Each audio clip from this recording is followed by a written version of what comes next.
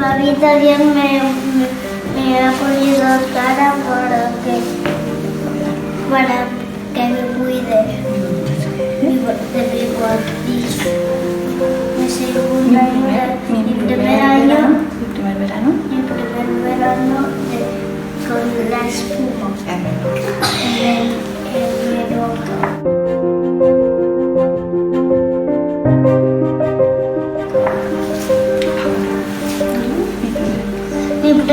Mi primer año. El segundo año cuando tenía 2 años. Con mi Pepa. Uno estaba en verano con mis abuelitos y mi papá. Cuando tenía 3 años de la fiesta de Pocoyo. Cuando estaba de fiesta de 4. Con Frozen y Elsa. Y cuando estaba de vacaciones de Portaventura. ¡Wow!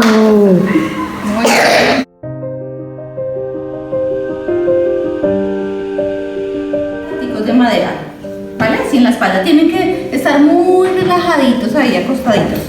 A los niños les va a pasar esto en la cabecita, a las niñas no, porque se les puede enredar el cabello, ¿vale? Pero, porque no es que te pueden quedar, están peinaditas y las puedo despeinar, entonces solamente lo va a hacer a los niños.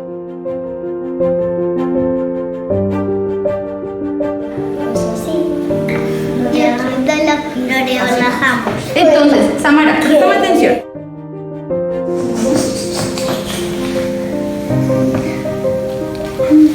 ¿No te gusta? Soy cosquilla. Hace cosquillas, sí. Uy, yo sé que así. No, ponete de la cara con eso. ¿Sabes? Relaja. Me habíamos traído como música para...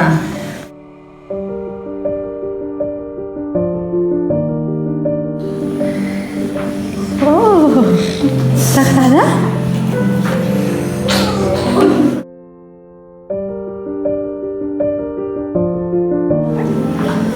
¿Te agrada? No te rompiste la mi mamá.